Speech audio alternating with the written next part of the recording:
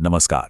आज हम एक बहुत ही दिलचस्प सवाल पर बात करेंगे कि कैसे एक सधा हुआ मन किसी की भी जिंदगी को पूरी तरह से बदल सकता है।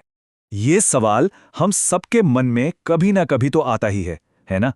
कि आखिर क्यों कुछ लोग इतनी आसानी से सफल हो जाते हैं जबकि दूसरे बस संघर्ष ही करते रह जाते हैं। और इसका जवाब पता है, सिर्फ हालात या मेहनत में नहीं है, बल्कि इससे कहीं ज्यादा गहरा है।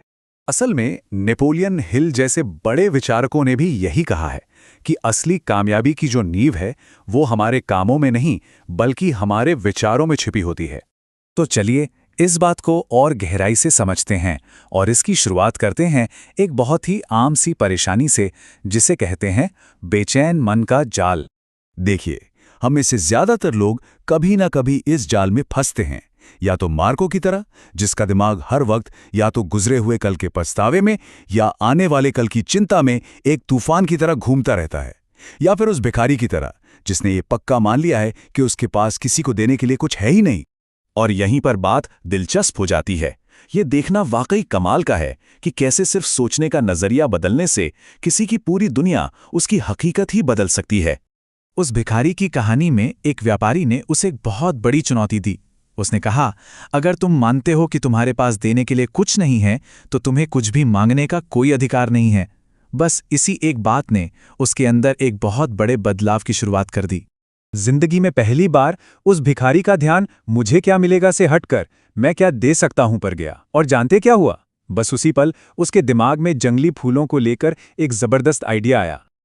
और ये देखिए, उसका पूरा सफर, कहाँ वो सिर्फ मांग कर गुजारा कर रहा था और कहाँ कुछ ही महीनों में वो एक कामयाब फूल बेचने वाला बन गया। ये सब कैसे हुआ? सिर्फ एक सोच बदलने से कि वो सिर्फ लेने वाला नहीं बल्कि देने वाला भी है। तो सवाल ये उठता है कि कोई अपनी सोच, अपनी मानसिकता बदले तो बदले कैसे? इसका राज एक बहुत ही बुनियादी सी चीज में छिपा है, और वो है अपने आज में, अपने वर्तमान में जीना सीखना।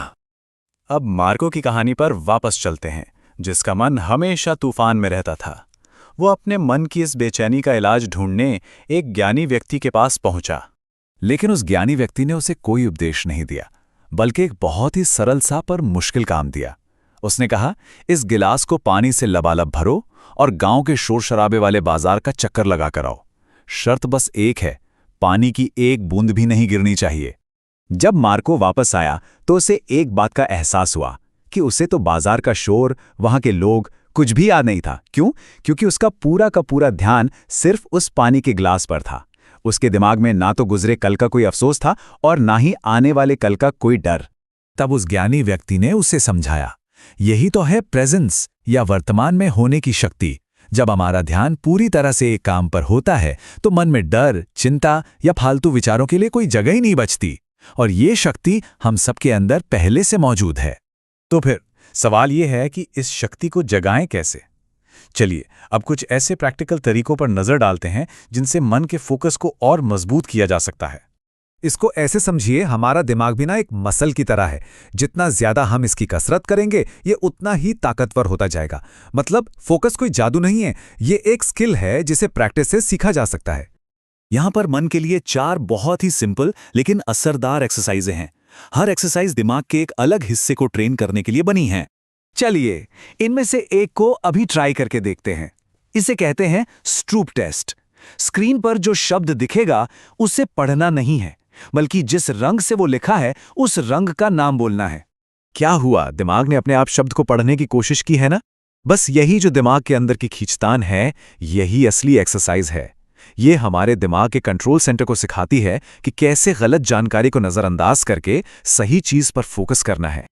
और ये सारी बातें हमें वापस उसी भिखारी की कहानी पर ले आती हैं। ये दिखाती हैं कि जब इन तरीकों को असल जिंदगी में अपनाया जाता है तो कितना बड़ा बदलाव आ सकता है। 6 महीने बाद जब वो भिखारी उस व्यापारी से दोबारा मिला तो वो एक कामयाब बिजनेसमैन बन चुका था। और उसने कहा, मैं तो हमेशा से एक व्यापारी था, बस मुझे खुद को उस नजर से देखने की जरूरत थी।